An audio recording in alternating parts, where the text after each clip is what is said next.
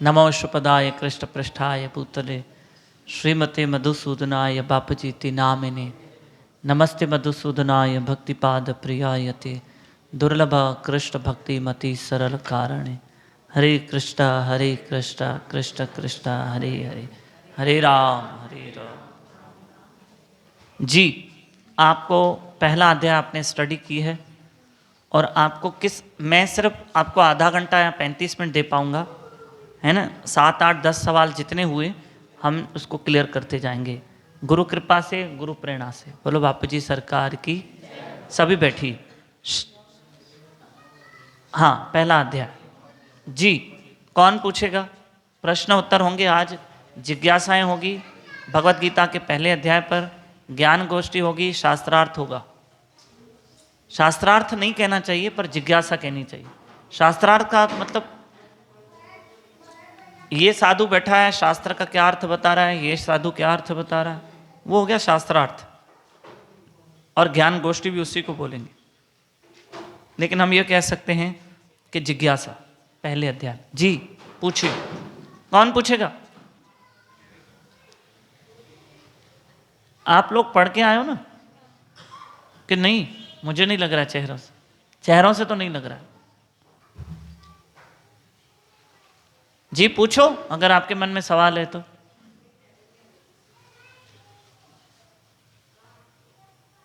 चलो फिर विराम देते हैं।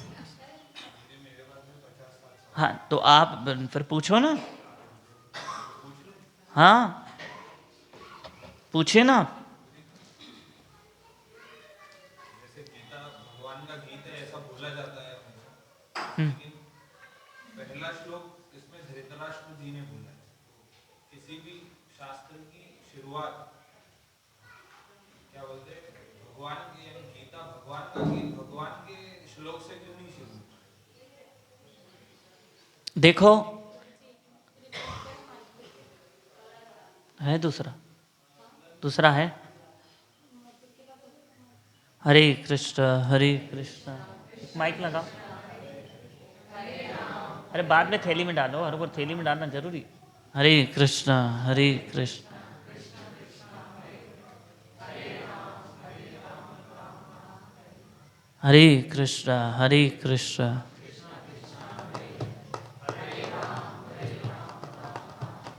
एक सवाल का जवाब दे देता हूँ फिलहाल, नहीं लगने दो उसको। इनका सवाल ये है कि भगवत गीता की शुरुआत कृष्ण के श्लोक से क्यों नहीं हुई, और वेदव्यास मुनि ने धृतराष्ट्र को क्यों आगे रखा?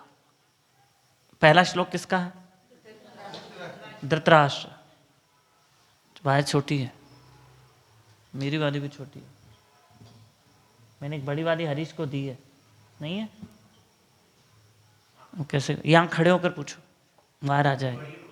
हाँ मेरी देखो, मेरे तक ही आ रही है, ये देखो। हाँ इसलिए ना, ये देखो।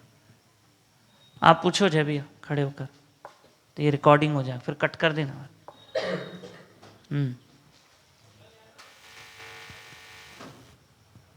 वो ब्लैक वायर, चार्जिंग वायर निकाल दो। चल पूछो। प्रभु जी, जैसा कि हमने सुना है कि भगवत गीता भगवान का गीत है, फिर भी गीता का पहला श्लोक धृतराष्ट्र जी ने कहा है, भगवान ने क्यों नहीं कहा? इनका सवाल है कि भगवत गीता का अर्थ है भगवान का गीत, तो वह पहला श्लोक धृतराष्ट्र का क्यों है? ऐसे तो इसमें संजय के भी श्लोक हैं, अर्जुन के भी श्लोक हैं, ठीक है ना, सबके श्लोक हैं, 4 जनों के श्लोक हैं। बैठिए, आप समझिए, श्लोक तो सबके हैं, है भगवान का गीत। गीता का मतलब द सॉन्ग ऑफ गॉड, भगवान का गीत। तो उनके श्लोक क्यों हैं? तो मुझे एक बात बताओ, ये सॉन्ग ऑफ गॉड इसलिए नाम रखा है क्योंकि बस इसलिए कि ये भगवान का गीत है, क्योंकि भगवान ने गा के गीता सुनाई है। अब मेरी बात समझ रहे हैं? पोएट्री वे में, जैसे कवि कैसे बोलते हैं, कवि की भाषा कैसी होती है। भगवान ने कोई गुस्से में गीता नहीं सुनाई है, भगवान ने कोई जोश में गीता नहीं सुनाई है, और अगर कहीं कृष्ण को किसी श्लोक पे थोड़ा जोश आया तो पर उन्होंने कविता का जो तरीका है, वो पोइट्री वे जो है उनका, वो नहीं छूटा है, इसलिए उनको द सॉन्ग ऑफ गॉड कहा है कि ये भगवान का गीत है, गाया हुआ है युद्ध के मैदान में। और आज भी गीता को गाने वाले आज भी एक सॉन्ग के रूप में गाते हैं, यदा यदा ही धर्मस्य ग्लानिर्भवति भारत। आप ऐसे श्लोकों को पोएट्री वे में गा सकते हो, म्यूजिक में गा सकते हो, पूरी गीता म्यूजिक में गा सकते हो, पूरी गीता। ठीक है, इसलिए ये सॉन्ग ऑफ गॉड है, क्योंकि भगवान ने सिर्फ जो बताया है तो बोल के नहीं बताया, सुन अर्जुन ऐसे नहीं करना वैसे नहीं, गा के सुनाइए। और जैसे अभी महाभारत में आपने देखा, किसी भी टीवी सीरियल में देखा, तो भगवान हिंदी में समझा रहे ना, वहां भी थोड़ी हिंदी में समझा था, ये तो हमारे लिए है। ये जो अभी हिंदी में आप पढ़ते हो, असल में हिंदी वहां भाषा ही नहीं चली थी, संस्कृत भाषा में 700 श्लोक भगवान ने बोल दी, यानी 574 श्लोक कृष्ण ने बोल दी। और अर्जुन जब पूछ रहा है तो वो नॉर्मल वे में पूछ रहा है, और भगवान जब जवाब दे रहे हैं तो पोएट्री वे में दे रहे हैं, ऐसे जैसे कोई गाना कैसे गाता है वैसे, यानी भगवान मूड में है। इसलिए गीता का नाम भगवत गीता है। भगवत गीता इसलिए नाम रखा, भगवान का गीत है गाया हुआ। जी, आपका एक सवाल पूछिए आप।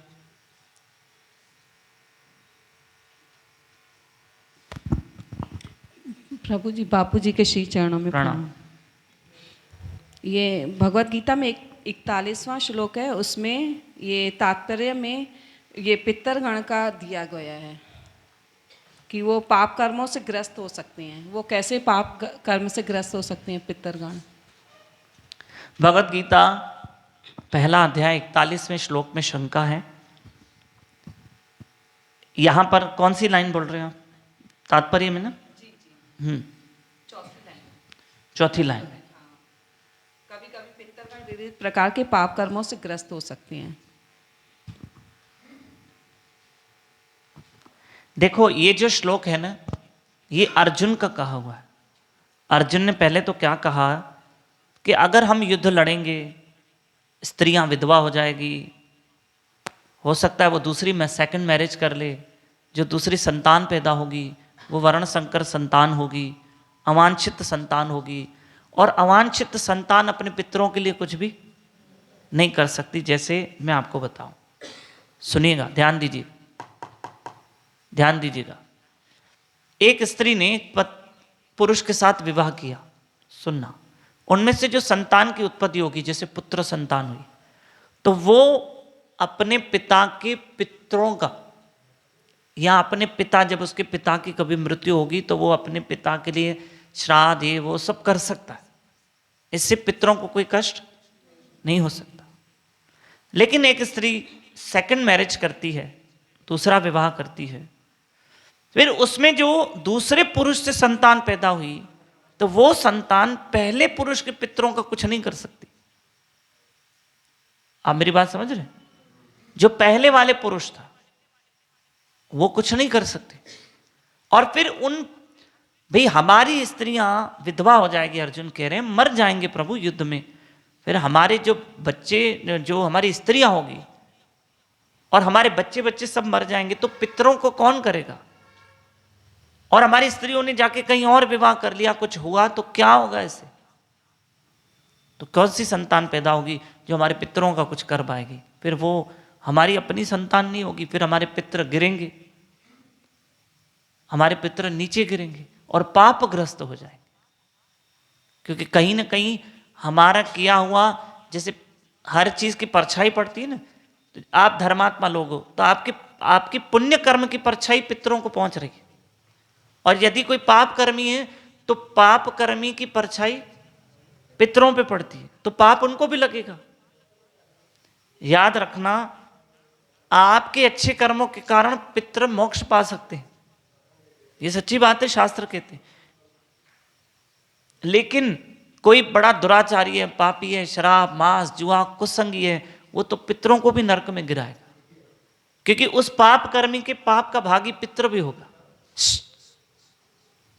ठीक है, इसलिए कहा कि वो भी थोड़े पापग्रस्त हो जाएंगे आगे। अरे हरे कृष्णा, बापू जी के श्री चरणों में प्रणाम। प्रणाम। ये जैसे पितृ उसमें वो पापग्रस्त हो जाते हैं, यानी वो अदर मैरिज करेंगे तभी, जैसे आजकल लॉ मैरिज हो रही है उसमें तो अदर कास्ट में हो रही है, तो उससे भी फर्क पड़ता है। देखो, अगर अदर कास्ट की बात करें कि लड़का सनातन धर्म होना चाहिए, बस इतना तो काफ़ी है। फिर वो मराठी है, गुजराती है, सिंधी है, वो अलग बात। देखो, सिंधी है, सिंधी की शादी गुजराती से हो जाए, धर्म तो सनातन है। उनकी सरने वो क्या बोलेंगे, कास्ट अलग है। नहीं, चलो गोत्र ठीक है, सनातन धर्म में तो आते हैं ना, बस इतना कर लो। सनातन धर्म से बाहर मत जाओ, सनातन धर्म से बाहर मत जाओ। अगर अदर कास्ट में भी शादी होती है तो उससे क्या होगा, करनी तो अपनी कास्ट में चाहिए, क्योंकि कास्ट का फर्क देखोगे तो इतना ही है, उनके थोड़े रीति रिवाज अलग है, उनके रीति रिवाज अलग है, पर मानते तो वो उसी भगवान को जिसको हम मानते। अगर एक मारवाड़ी लड़की और गुजराती लड़का तो शादी हो सकती, अगर एक सिंधी लड़की है और महाराष्ट्रन लड़का है तो चल जाए, पर वो सनातन धर्म से जुड़ा हो, फिर कोई दिक्कत नहीं। ठीक है, आगे। इनके बाद हाथ ऊपर करके रखो तो फिर माइक वहां तक पहले पहुंचा देंगे। कोई है आपके पास सवाल पूछ, और फिर आप इधर आ जाओ। पापा जी के श्री चरणों में प्रणाम। प्रणाम। प्रभु जी, पेज नंबर 47 पे 36 जो श्लोक है ना, वहाँ पे लास्ट की जो 4 लाइन है, जहाँ पर कृष्ण, मतलब जैसे गीता में कृष्ण को ऋषिकेश का है या प्रथापुत्र का है, अर्जुन को तो हर एक चीज़ एक्सप्लेन की है कि वो क्यों का है। तो यहाँ पे जैसे माधव और लक्ष्मीपति का है ना, तो ये समझ में नहीं आ रहा है कि वो क्या इंडिकेट करना चाह रहे हैं।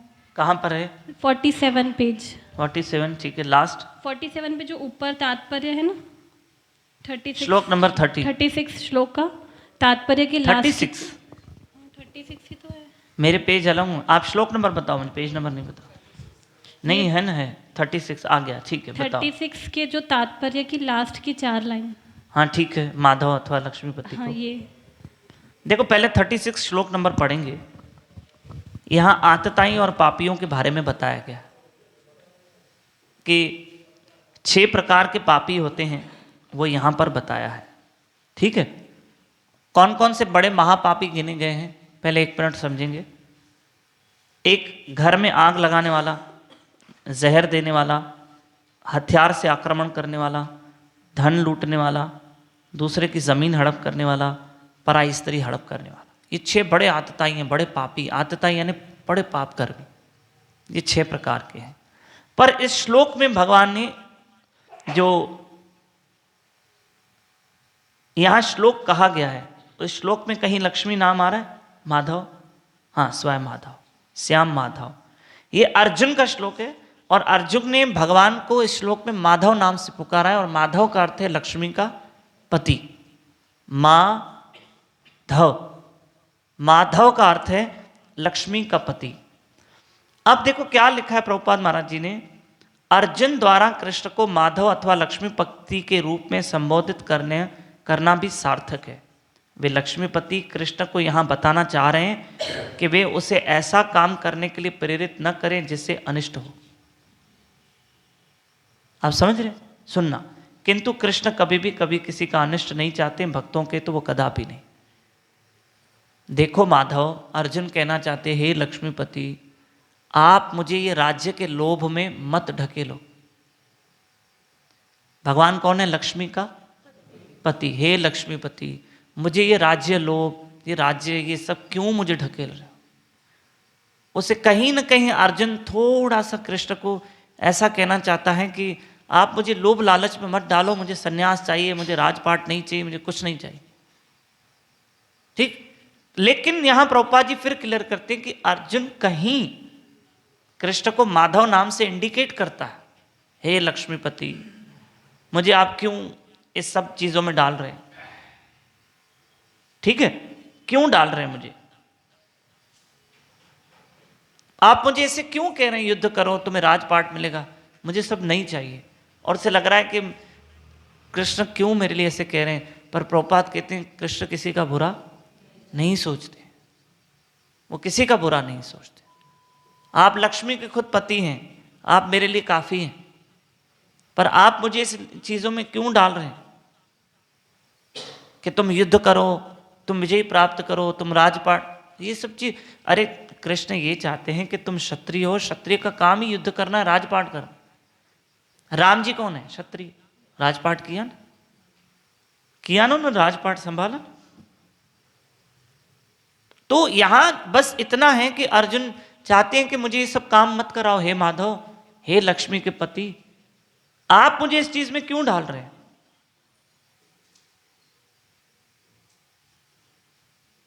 श्री राधे, आप मुझे ऐसा काम क्यों करवाना चाहते?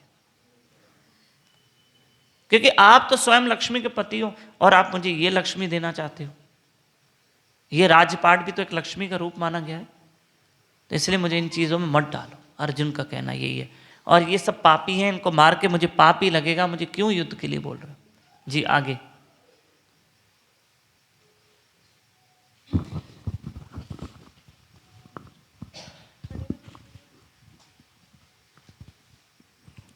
प्रभु जी, ये पहले श्लोक में धृतराष्ट्र ने कहा, हे संजय, धर्म भूमि कुरुक्षेत्र में युद्ध की इच्छा से एकत्र हुए मेरे साथ पांडु के पुत्रों ने क्या किया? प्रभु जी, जैसा कि हमने संतों महात्माओं से सुना है कि पूरे युद्ध में अगर कोई जानने योग्य चीज थी तो वो भगवान कृष्ण थे। फिर भी धृतराष्ट्र ने भगवान के बारे में नहीं पूछते हुए अपने पुत्रों के बारे में पूछा है। तो क्या जो वेद व्यास मुनि ने इसकी सीक्वेंसिंग की है भगवत गीता के श्लोक्स की, तो धृतराष्ट्र का श्लोक रख के क्या भगवान वेद व्यास मुनि ये जानना चाह रहे हैं, ये बताना चाह रहे हैं कि आध्यात्मिक रूप से, आध्यात्मिक दृष्टि से कलयुग का इंसान भी अंधा होने वाला है, क्योंकि वो कृष्ण को जानने की कोशिश नहीं कर रहा है। अब इनका प्रश्न ये है कि पहला अध्याय पहला श्लोक धृतराष्ट्र क्या कह रहे हैं कि भाई मेरे तथा पांडु के पुत्रों ने युद्ध में क्या किया। यहां धृतराष्ट्र ने कृष्ण के बारे में तो कुछ भी, तो धृतराष्ट्र पूछे क्यों? क्योंकि धृतराष्ट्र भक्त नहीं है। पहली बात धृतराष्ट्र भक्त नहीं है और ना ही धृतराष्ट्र कृष्ण के फेवर में है। और एक चीज बताऊं, कृष्ण पांडवों के फेवर में है। धृतराष्ट्र को पांडवों से वैसे ही जेलसी है, ईर्ष्या है, तो उनको भगवान से भी फिर ईर्ष्या है। ऐसा होता है ना आदमी को। जैसे मैं आपको बताऊं, कोई व्यक्ति है, उस एक व्यक्ति को सामने वाले व्यक्ति से ईर्ष्या है, जेलसी है बहुत, तो जरूरी ऐसा नहीं है कि वो सिर्फ उसी व्यक्ति से ईर्ष्या करता है, वो उसके बच्चे से भी ईर्ष्या करता होगा, उसकी पत्नी से भी ईर्ष्या करता होगा, उसके भाई से भी ईर्ष्या करता होगा। तो धृतराष्ट्र को पूरी कृष्ण से ईर्ष्या है। वो कृष्ण बोलेगा ही क्योंकि उसको पहले से ही जलन है, उसको पहले से ही जलन है। और धृतराष्ट्र भक्त है ही नहीं। अगर भक्त होता तो कृष्ण के विषय पूछता, लेकिन उसने क्या पूछा? मेरे तथा पांडु के पुत्रों ने क्या किया। उसको युद्ध का समाचार चाहिए, उसको गीता से कुछ लेना देना नहीं है, क्योंकि वो बाहर और भीतर से नेत्रहीन है, नेत्रहीन है। और जो इंसान, जैसे आपने कहा अभी, जो इंसान, वेदव्यास जी मुनि यही समझाना चाहते हैं कि जो इंसान मोह में फंसा हुआ है, अंधकार में फंसा हुआ है, उनको कृष्ण की पड़ी ही नहीं है। वो भी संसार के सुखों के बारे में पूछेगा, इसका क्या हुआ, दुकान का क्या हुआ, कारखाने का क्या हुआ, बिल्डिंग का क्या हुआ, उसका क्या हुआ, पैसों का क्या हुआ, यही सब पूछने वाला। वो ईश्वर के विषय पूछेगा ही। हम आपस में पूछते हैं तो अपना ही हालचाल पूछते हैं, कैसे हो, घर में सब ठीक है, बच्चे ठीक है, चलो ये व्यवहार है। ये भी पूछो आपके ठाकुर कैसे, आपके बाल गोपाल जी ठीक है, भोग वोग लगता है। और सामने वाले भक्त को विनम्रता से जवाब देना है, हाँ ठाकुर जी वही कृपा करते हैं, बस वही हमको खिलाते हैं, उसके दिए में से उसको देते हैं। शॉर्ट में जवाब दे सकते हैं, अहंकारी जवाब नहीं देते। हाँ तो क्या नहीं खिलाएंगे क्या? भक्त का टोन एक अलग होता है, टोन अलग होता है। तो ये धृतराष्ट्र अज्ञानी है, यहां उसको पूरा अज्ञानी बताया। गीता में कोई उसका नाम लेकर उसकी वाहवाही नहीं हो रही है, वाहवाही नहीं हो रही है, इसलिए कि ये अंदर बाहर से नेत्रहीन है, अज्ञानी है। इसलिए उसने कृष्ण, और अज्ञानी पुरुष कृष्ण के विषय पूछ ही नहीं सकता। उसको तो खाली रिजल्ट से मतलब है, मेरे तथा पांडु के पुत्रों ने क्या किया, बताओ युद्ध शुरू हुई कि नहीं हुई। जैसे कई लोगों को भगवान का नाम बोलो, अभी हमारे एक प्रेमी सत्संग से जुड़ा हुआ है, वो अपने बॉस के सामने खाली भगवान का नाम लेता है तो बॉस चिढ़ जाता है। धंधे पे ध्यान दो, दुकान पे ध्यान दो, ऐसे करो वैसे करो, भगवान काम नहीं आएगा, सत्संग काम नहीं आएगा। तो धृतराष्ट्र वृत्ति है ये। चलो एक आधा और सवाल हो जाए जी, पूछिए। बापू जी के श्री चरणों में प्रणाम।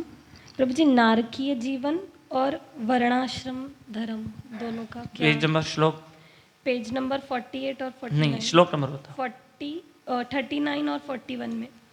39 और 41। श्लोक नंबर हाँ, बताइए। 41 में जो भावार्थ है ना, वहाँ लिखा है नारकीय जीवन उत्पन्न होता है जो अवांछित संतानों के लिए। तो एग्जैक्ट नारकीय जीवन का नरक वाला जीवन। नारकीय जीवन मतलब नरक वाला जीवन। नारकीय मतलब नरक वाला। जी आगे। और वर्णाश्रम अवस्था कौन से श्लोक में आया? 39 में। 39 में कहाँ पर आया? तात्पर्य में बताइए। वर्णाश्रम व्यवस्था। देखो कहाँ है, लाइन बताओ जल्दी। पहला तात्पर्य में पहले शब्द। मनुस्मृति में कहा गया 39 श्लोक। नहीं, 39 श्लोक का तात्पर्य का पहला। सॉरी मैंने चैप्टर 3 खोल दिया। 39 के तात्पर्य का पहला। वर्ण आश्रम व्यवस्था में धार्मिक परंपराओं के अनेक नियम हैं। वर्ण आश्रम किसको कहते हैं? 4 वर्ण है और 4 आश्रम है। 4 वर्ण कौन से? 4 वर्ण कौन से हमारे? ब्राह्मण, क्षत्रिय, वैश्य और शूद्र। और 4 आश्रम कौन से? गृहस्थ, पहले ब्रह्मचारी, फिर गृहस्थ, फिर वानप्रस्थ, फिर हाँ, ये वर्ण आश्रम इसको कहेंगे। 4 प्रकार के वर्ण में, 4 प्रकार के आश्रम में, व्यवस्था में धार्मिक परंपराओं के अनेक नियम हैं। 4 प्रकार के जो वर्ण हैं, जैसे ब्राह्मण के अपने नियम हैं, अनेक नियम बताए हैं धार्मिक परंपराओं में, शास्त्रों में। ब्राह्मण के अपने नियम हैं। वर्णों की बात कर रहा हूँ, 4 वर्ण की। ब्राह्मणों के अपने नियम हैं, व्यापारी वैश्य के अपने नियम हैं, शूद्र के अपने नियम हैं और क्षत्रिय के अपने नियम हैं। फिर 4 आश्रम जो है, 4 आश्रम में गृहस्थ आश्रम के अपने नियम हैं, सन्यास के अपने नियम हैं और वानप्रस्थ के अपने नियम हैं और ब्रह्मचारी के अपने नियम। तो ये सब ये बताया गया है कि जो ये वर्ण और आश्रम है, ये 4 वर्ण 4 आश्रम है ना, तो ये 4 आश्रम और 4 वर्ण के अपने अपने शास्त्रों में नियम बताए। और जहाँ आपने जो इतना ही पूछना था कि और भी? पर प्रभु जी 40 नंबर का जो तात्पर्य है ना, 40 श्लोक का, वहाँ पर तो ऐसे बताया ना, जब संतान के बारे में वो लोग बता रहे हैं ना, तब गृहस्थ का एक्सप्लेन करते हुए लिखा है वर्णाश्रम धर्म के नियम इस प्रकार बनाए गए होंगे। कौन सी? 40वें श्लोक 40 श्लोक के सेकेंड लाइन में लिखा है वर्णाश्रम धर्म के बारे तात्पर्य में। हाँ, वर्णाश्रम धर्म के नियम इस प्रकार बनाए गए थे कि राज्य तथा जाति की आध्यात्मिक उन्नति के लिए समाज में अच्छी संतान उत्पन्न हो। सही है। उसके नीचे जो लिखा हुआ है कि समाज में स्त्री, तो ये तो पूरा गृहस्थ के बारे में बताया। ऐसी संतान समाज में स्त्री के सतीत्व और उसकी निष्ठा पर निर्भर करती है। सही बात है, स्त्री के सतीत्व पर निष्ठा निर्भर करती है ना, कि वो स्त्री कितनी निष्ठावान है।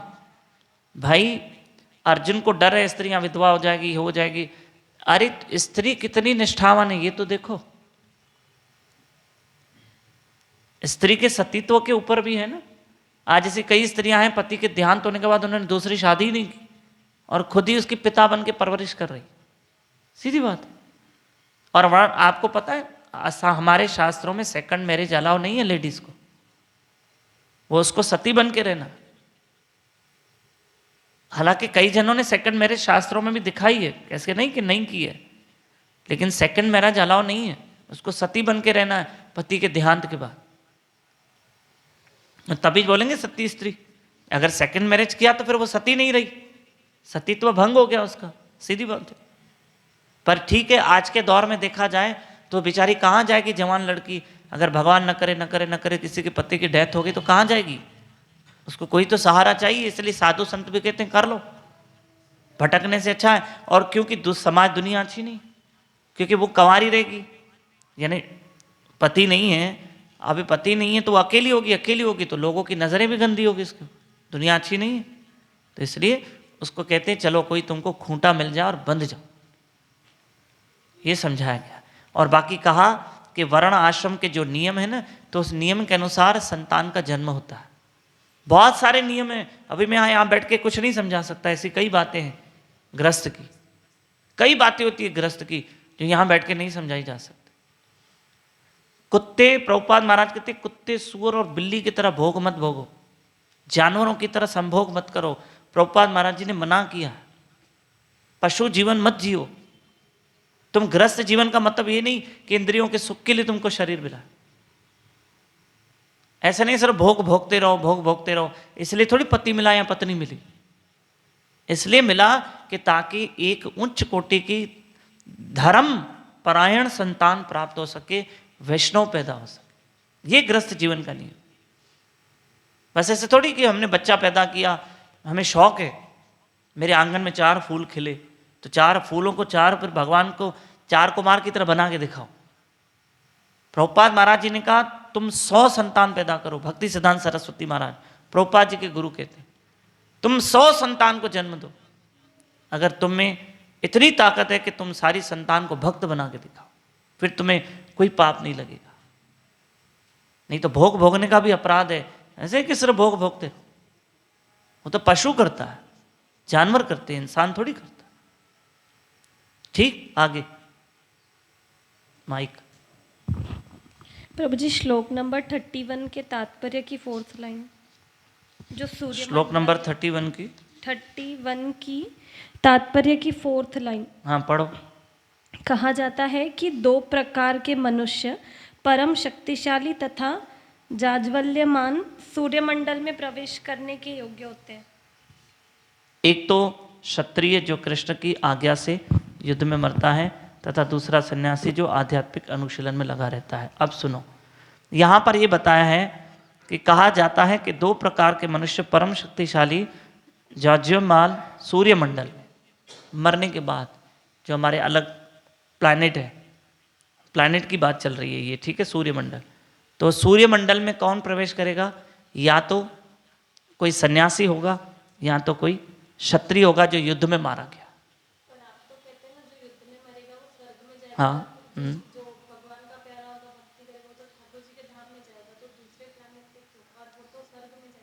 यहाँ लिखा है ना, ये जो जाज्वल्यमान सूर्यमंडल में प्रवेश करने के योग्य होता है। जरूरी नहीं कि वहाँ जाए, पर वो लायक हो जाता है। सूर्यलोक भी तो स्वर्ग में आता है। देवताओं के जितने लोग हैं वो किस में आते हैं? वो स्वर्ग ही गिना जाएगा। आप स्वर्ग किसको बोलेंगे? सिर्फ इंद्र की नगरी को नहीं, जितने देवताओं के लोग हैं सबको मिला के क्या बोलते हैं? स्वर्ग बोलते। आगे, सन्यासी अगर कृष्ण भक्त नहीं है, सिर्फ साधारण सन्यासी है, तो वो ब्रह्मलोक तक भी चला जाएगा। यहां आप यूं कह सकते हो कि 14 लोकों तक, यानी जो 14वां लोक ब्रह्मलोक है, वहां तक भी सन्यासी पहुंच सकता है। अगर वो कृष्ण भक्त नहीं है तो वहां तक पहुंचेगा, पर कृष्ण के लोक पे नहीं जाएगा। वहां से फिर सन्यासी को भी लौटना पड़ेगा। बड़े बड़े योगी, बड़े बड़े तपस्वी जो बैठे हैं निराकार का ध्यान कर रहे हैं, वो सिर्फ ब्रह्मलोक तक चले जा सकते, कृष्ण तो लोक तक नहीं जाएंगे। कृष्ण भक्त ही कृष्ण लोक तक जाएगा। जी नहीं, गीता का पहला अध्याय कोई है नहीं तो विराम दूं। आप लोगों ने पढ़ा नहीं है लगता है मुझे, मैं समझ गया। मैं फिर दूसरा चैप्टर भी को आपको नहीं दूंगा होमवर्क में, आप पढ़ते ही नहीं हो। 2-3 जने पढ़े हैं, मेरे को तो उम्मीद थी 20-25 जनों। प्रणाम।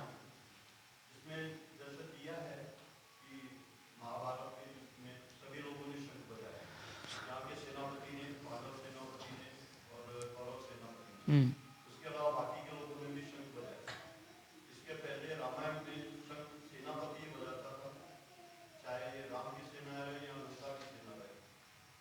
तो ऐसा क्यों? इससे पहले रामायण में तो रामायण में भी सेनापति ने शंख बजाया, हाँ, और उधर रावण की सेना ने भी शंख बजाया। तो इधर अलग अलग क्यों बजाया गया? शंख जहाँ तक बजाने की बात है, तो जैसे एक बात बताऊं कि जो शंख बजाने की जहाँ तक बात है ना, ये आप कह रहे हैं कि वहाँ के सेनापति ने और यहाँ के सेनापति ने शंख बजाया, ये आपने कहीं पढ़ा या रामायण सीरियल में देखा? मैंने रामायण सीरियल में देखा। हाँ, रामायण सीरियल में देखा। वहां चाहे तो श्री राम भी शंख बजा सकते थे। और मेरे हिसाब से जो पांचजन्य शंख है वो राम को त्रेता युग में नहीं मिला है, द्वापर युग में कृष्ण को मिला है। याद है ना, जब राम थे त्रेता युग में तब इनको पांचजन्य शंख नहीं था।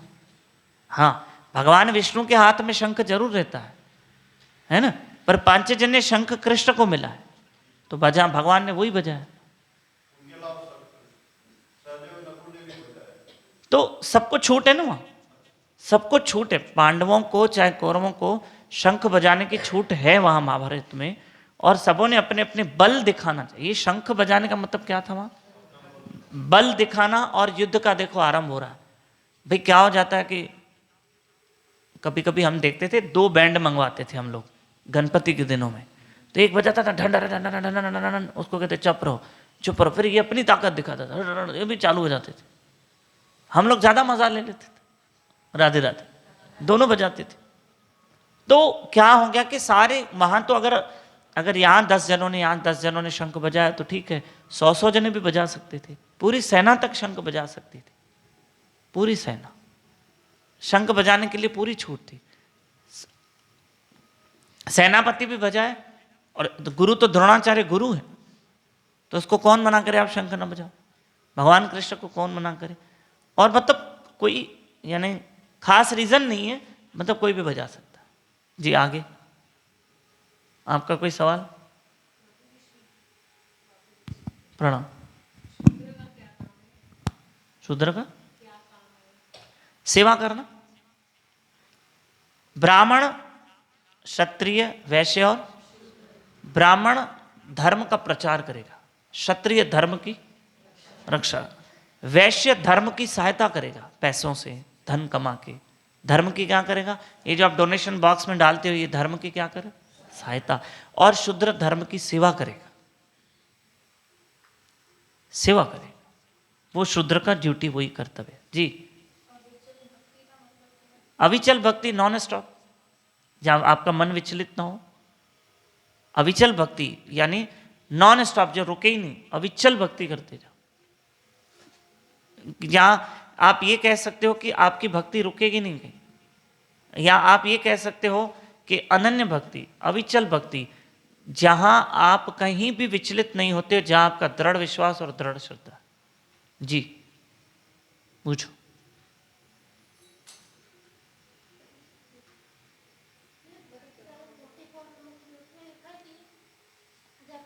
बटन चालू करो। हाँ चलो अब बोलो, बस 5 मिनट में विराम दे रहे। ये भगवत गीता के 44 नंबर में अर्जुन कह रहे हैं कि हम सब जघन्य पाप कर्म करने के लिए उद्यत हो रहे हैं, तो युद्ध करने के लिए तो अर्जुन को भगवान कह रहे हैं ना, तो भगवान क्या कहे? तो अर्जुन ने ऐसा क्यों कहा कि हम पाप कर्म कर रहे हैं? भगवान कह रहे हैं तो वो पाप कर्म कैसे होगा? श्लोक नंबर 44 पढ़ेंगे। ओहो, कितने आश्चर्य की बात है कि हम सब जघन्य पाप कर्म करने के लिए उद्यत हो रहे हैं। राज्य सुख भोगने की इच्छा से प्रेरित होकर हम अपने ही संबंधियों को मारने पर तुले हैं। ऐसा क्यों कहा अर्जुन ने कि हम ये सब पाप कर रहे हैं? और जबकि कृष्ण तो कहते हैं तुम युद्ध करो, तो क्या कृष्ण उससे पाप करवा रहे हैं? नहीं, पाप नहीं करवा रहे। ये अर्जुन को लग रहा है ये पाप है, ये अर्जुन को लग रहा है ये सब क्या है? ये पाप थोड़ी है, ये पाप थोड़ी, ये तो उसका अपना कर्तव्य है। एक चीज बताऊं, कोई आतंकवादी सामने खड़े हो, ठीक है, कौन खड़े हो, और यहां पर हमारे भारत का कोई सोल्जर हो, सिपाही हो, और आतंकवादी उसका एक रिश्तेदार लगता हो, और ये कहे अच्छा ये रिश्तेदार है मेरा, सुनना, अच्छा मैं तुम्हें नहीं मारूंगा, तुम्हें मार के मुझे क्या लगेगा? तो उस वक्त उस सोल्जर का धर्म क्या है? सैनिक का धर्म क्या है? क्योंकि वो कौन है? आतंकवाद। तो ये अगर कोई सोल्जर सैनिक उस वक्त सोचता है, सिपाही सोचता है कि यार उसको मार के मुझे पाप लगेगा, तो ये उसकी सोच गलत ही हो। तो ये अर्जुन यहां गलत सोच रहा है कि हमको इनको मार के क्या लगेगा, क्यों पाप लगेगा?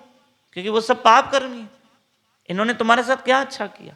और युद्ध के लिए हमने थोड़ी ललकारा, उन्होंने ललकारा। भाई हम तो समझाने गए, घर तक गए, और क्या करें? तो अब इनको मरना ही था, तो भगवान ने कहा मार ही दो, खत्म कर दो, क्योंकि ये युद्ध कौरव पांडवों की नहीं थी, धर्म और अधर्म की युद्ध थी।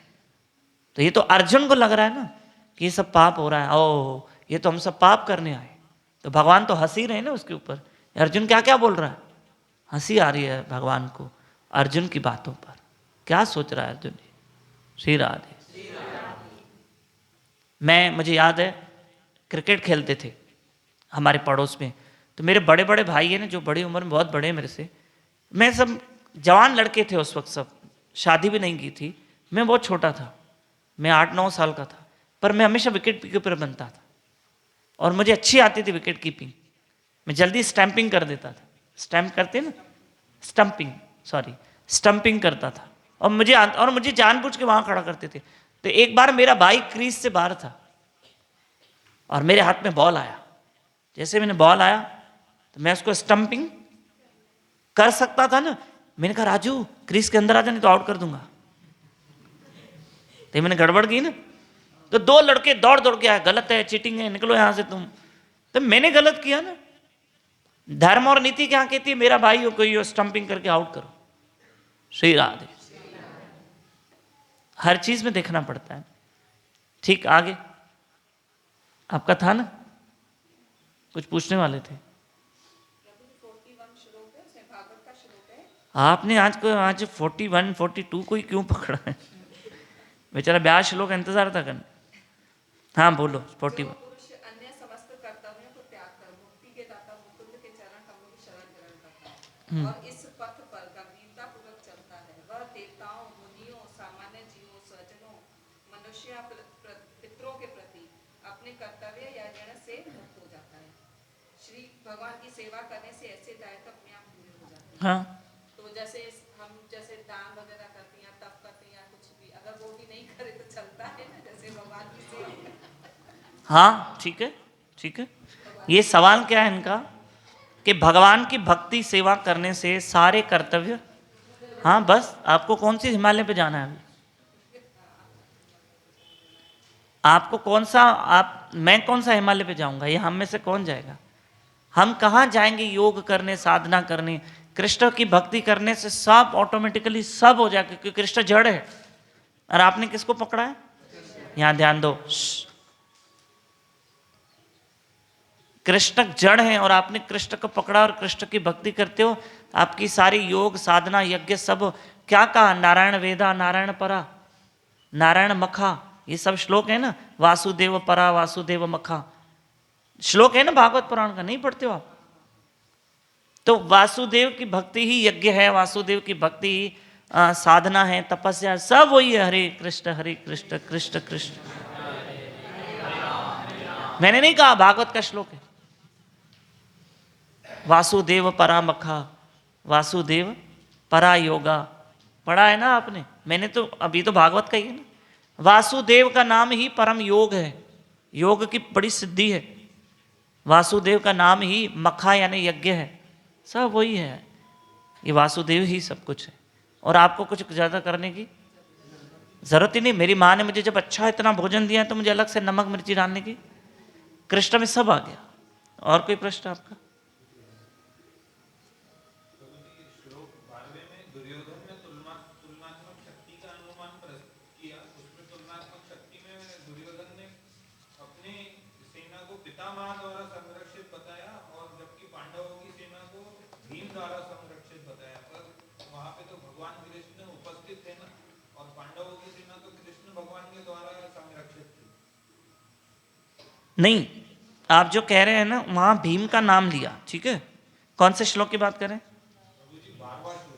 12वां तो मैं पढ़ ही रहा हूँ, सामने है, पहले दे। हमारी शक्ति अपरिमेय नहीं, ये नहीं है, 10वां है। हमारी शक्ति अपरिमेय है और हम सब पितामह के द्वारा, भली पितामह भीष्म पितामह की अपनी शक्ति थी, वो कौरवों की तरफ थे और भीम उनसे शक्ति में कम थे। भीम वहाँ के सेनापति थे और भीष्म पितामह वहाँ के सेनापति थे।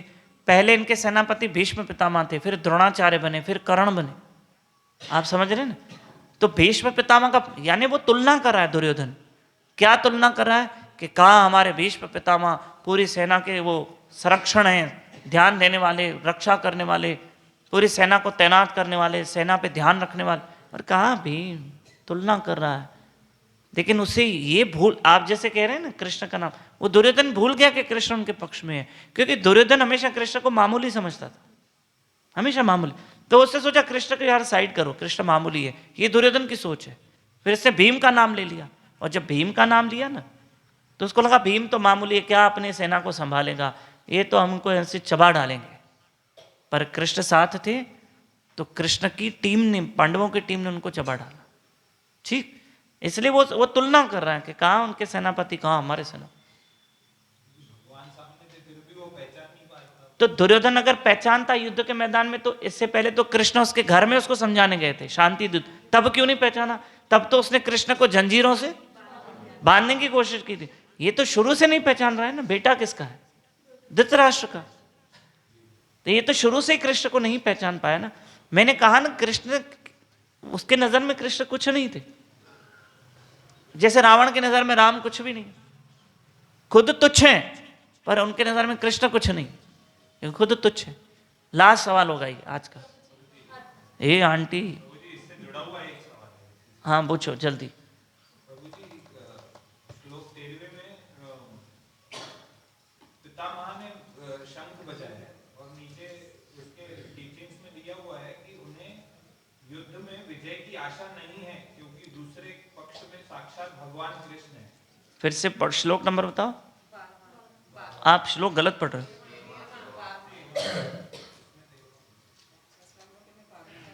आप श्लोक पूरा पढ़ो। तब कुरुवंश के वयोवृद्ध परम प्रतापी एवं वृद्ध पितामह 12वां,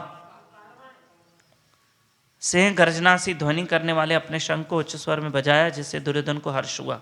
आगे आप तात्पर्य में क्या पढ़ना चाहते हैं? प्रभु जी, ये सवाल है मेरा कि उन्हें अब जैसे दो सवाल में वो धृतराष्ट्र था, दुर्योधन था, दोनों भगवान को नहीं जानते थे। इसमें पितामह भगवान को ऑलरेडी जानते हैं कि कृष्ण भगवान, हाँ, लेकिन वो भगवान के विरुद्ध शंख भी बजा रहे हैं, उनको ये पता भी है क्योंकि दूसरे पक्ष में साक्षात भगवान कृष्ण है, तो उनको युद्ध में जीतने की आशा भी नहीं है। फिर भी वो ऐसा कर्तव्य कर रहे हैं जो भगवान के खिलाफ है। तो ऐसा कर्तव्य करना क्या बाध्य है हमारा? यानी भले हमारा कर्तव्य है, लेकिन वो भगवान के खिलाफ है, तो हम क्या बाध्य होते हैं? मैं आपको बताऊं, भीष्म पितामह ने जो शंख बजाया था ना, वो ना उसने कृष्ण को देखा ना पांडवों को, वो सिर्फ दुर्योधन को खुश करना चाहते थे। सिर्फ और सिर्फ दुर्योधन की खुशी के लिए भीष्म पितामह युद्ध में आए, दुर्योधन की खुशी के लिए कि शंख बजाए दुर्योधन। और जब वो दुर्योधन को साथ दे बैठे थे ना, उनकी कोई रुचि नहीं थी युद्ध में, कोई साथ देने की इच्छा नहीं थी। वो सिर्फ किसको खुश करने के लिए? दुर्योधन को। वो शंख भी इसलिए बजा रहे जबकि उनको पता है सामने कृष्ण है। वो कृष्ण को चिढ़ाने के लिए शंख नहीं बजा रहे, या पांडवों को नीचा दिखाने के लिए नहीं बजा रहे। वो इसलिए शंख बजा रहे हैं कि मुझे दुर्योधन को क्या करना है, थोड़ा हर्ष हो। जैसे अर्जुन ने शंख बजाया कि कृष्ण को हर्ष हो, वो भगवान को खुश करना चाहते। तो दुर्योधन, यही तो भीष्म पितामह ने क्या किया कि अगर ये कृष्ण को खुश करने के लिए भीष्म पितामह आज कुछ करते तो आज तक जीवित होते, वो चिरंजीवी होते। जैसे कितने चिरंजीवी हैं? हाँ, 8 चिरंजीवी, 8 गिनते, तो आज 9 चिरंजीवी होते। भीष्म पितामह भी चिरंजीवी होते कहीं ना कहीं, क्योंकि उनको इच्छा मृत्यु का, उनको बाण ही नहीं लगते ना, वो तो जीवित ही रहते हैं ना। ठीक, आप ऊपर बैठो।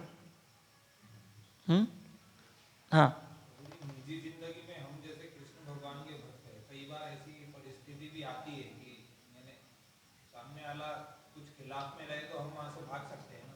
हाँ, कर्तव्य को छोड़।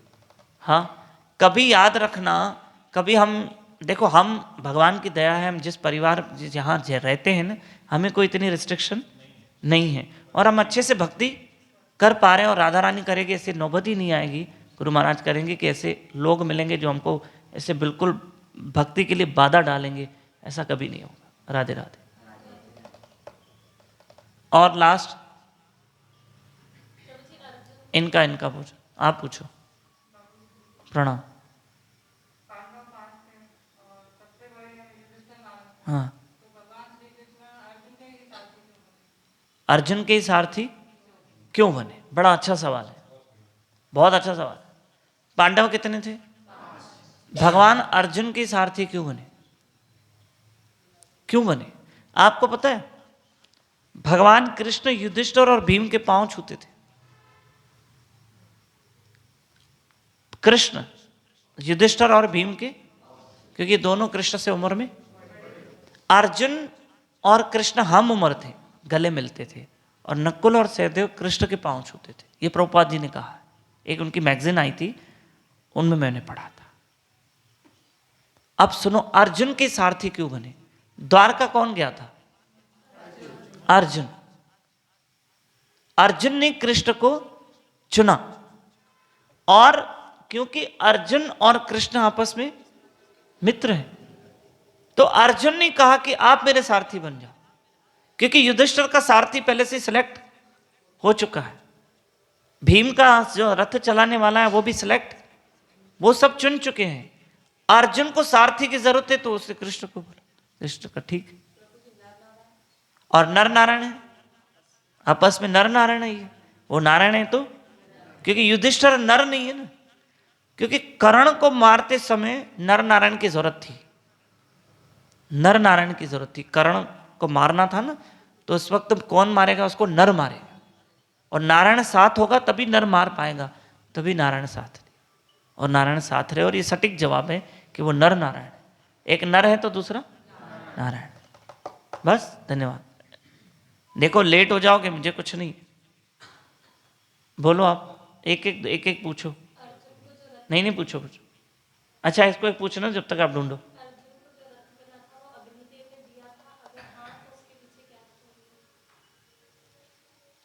अर्जुन को रथ अग्निदेव ने दिया है, वो क्योंकि वो जो खांडव प्रस्थ था ना, दुर्योधन ने चीटिंग करके पांडवों को क्या दिया था? खांडव प्रस्थ। तो अर्जुन ने वहां आग लगाई, सारा वन जला दिया, वन था ना, पूरा जंगल था, तो अग्नि को भोजन मिल गया, सारे वन पेड़ वेड़ वेड़ सब मिल गए ना, ये अग्नि का भोजन है ना। अग्निदेव भूखे थे, और अर्जुन ने अग्निदेव के मुख में पेड़ वेड़ सब दे दिए, खाओ आप। तो अग्निदेव ने खुश होकर उनको ये सब दिया है। गांडीव धनुष किसने दिया? वरुण देव ने, झूलेलाल जी ने। रथ किसने दिया? अग्निदेव ने, क्योंकि इन्होंने अग्निदेव को भोजन करवाया।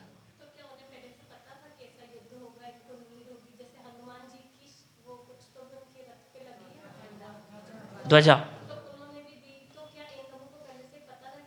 ये तो भगवान लीला अपनी तैयारी करवा रहे ना भक्त को। आपसे, आप कंप्यूटर पे काम करते हो, ठीक है, कुदरती भगवान ने आपको कोर्स भी कौन सा करने के लिए दिया है? वही जो आप जिस सेवा से आप जुड़े हो। भगवान अपनी प्लानिंग करता है, कृष्ण अपनी प्लानिंग करते हैं, और ये तो रथ गिफ्ट में दे दिया, तो वो काम आ गया ना, युद्ध में काम आ गया ना। गांडीव धनुष दिया, वो युद्ध में काम आ गया, ठीक है ना जी। लास्ट, फिर विराम।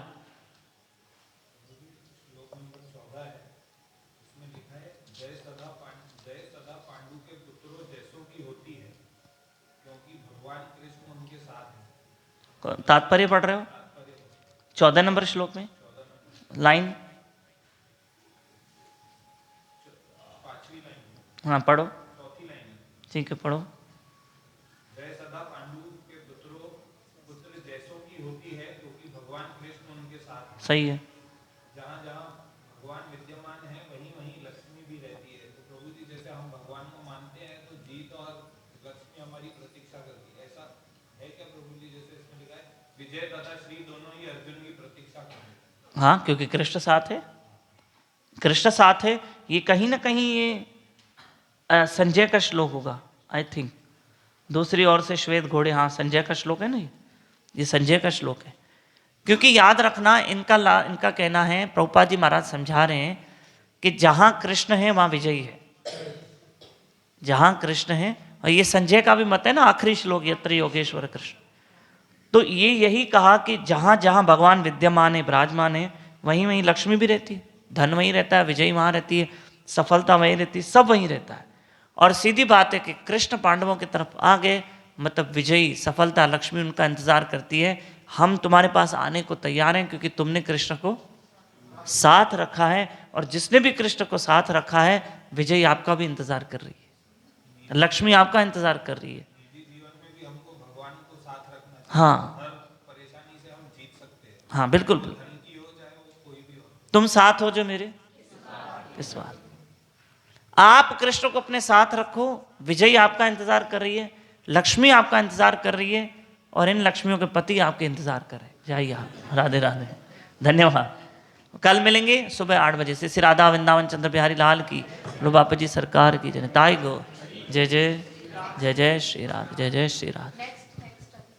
नहीं अभी रुको।